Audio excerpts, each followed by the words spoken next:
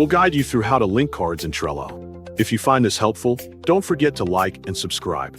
People search for this tutorial because they want to connect related tasks and organize workflows better in Trello.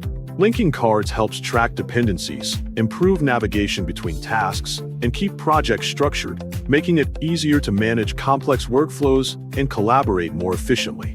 To begin this tutorial, open your browser on your computer. Then go to Trello.com by typing the website address into the address bar and pressing Enter on your keyboard.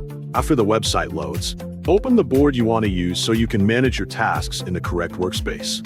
Make sure you have more than one card available, for example similar to the video, so you can link cards together as part of your workflow.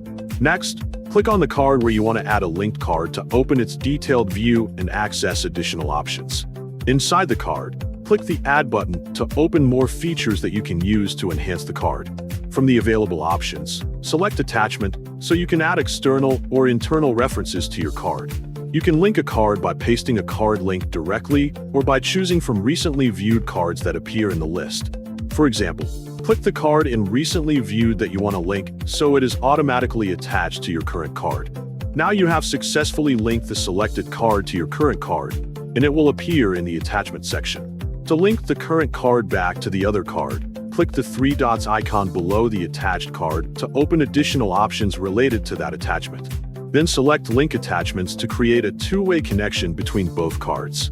Click Link Attachments again to confirm the action and apply the changes. Now both cards are linked to each other, allowing you to navigate between them easily and maintain a clear connection between related tasks.